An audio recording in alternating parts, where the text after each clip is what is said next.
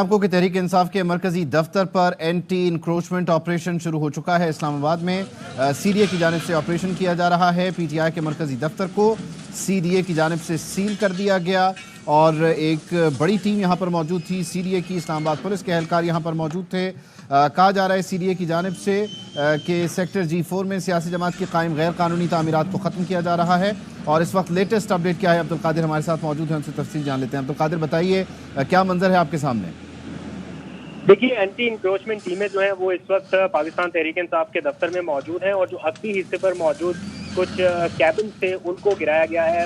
جو ٹیمیں ہیں وہ ہیوی مشینری کے ساتھ اندر داخل ہوئی ہیں اور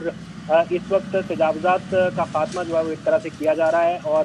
پاکستان تحریک انصاف کا جو مرکزی دفتر ہے اسلام آباد میں قائم، اس کو سیل کر دیا گیا ہے اور اس کے اوپر واضح طور پر لکھ دیا گیا ہے کہ دس premises has been sealed on the account of non-conforming use، یعنی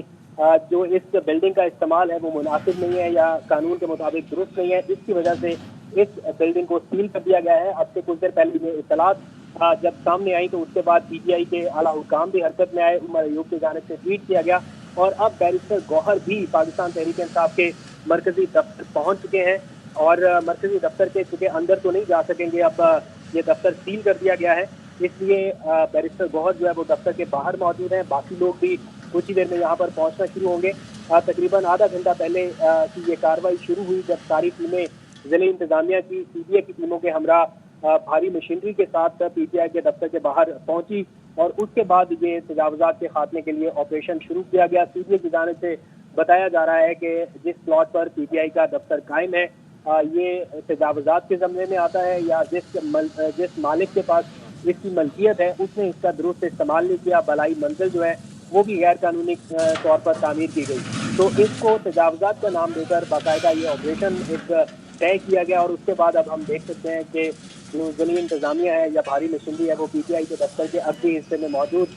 جو اضافی کنٹینر نما کیبن سے ان کو گرایا جا رہا ہے اور ساتھ ہی دفتر کو سیل کر دیا گیا ہے۔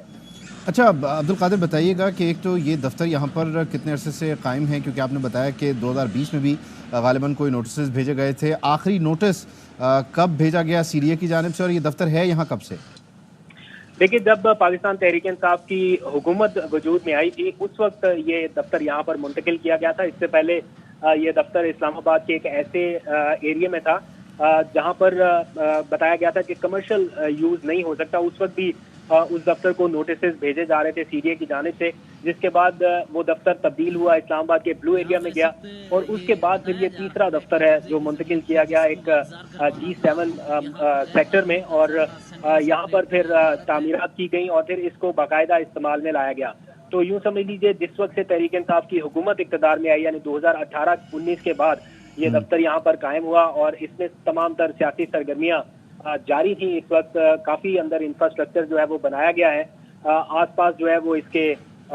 کچی بستی نما علاقہ ہے جسے کہا جا سکتا ہے۔ تو اس وقت جو موجودہ صورتحال ہے اس کے پیش نظر آئے روز اسلام آباد پولیس کی ٹیمیں اس دفتر کے اطراف میں موجود رہتی ہیں، کبھی کسی رہنما کی گرفتاری کے لیے یا کوئی اور چھاپے وغیرہ جب بھی جاری رہتے ہیں تو اس دفتر کے آس پاس اس قسم کی ایکٹیویٹیز جو ہے وہ کافی دیر سے ہو رہی ہے۔ تو آس پاس کے جو لوگ ہیں وہ بھی ان حالات میں گھروں سے باہر نکل آتے ہیں، سڑکوں کے اوپر اکٹھے ہوتے ہیں اور اب یہ ایک بار پھر سے ہو رہا ہے کیونکہ گزشتہ شام بھی یہ کارروائی ہوئی تھی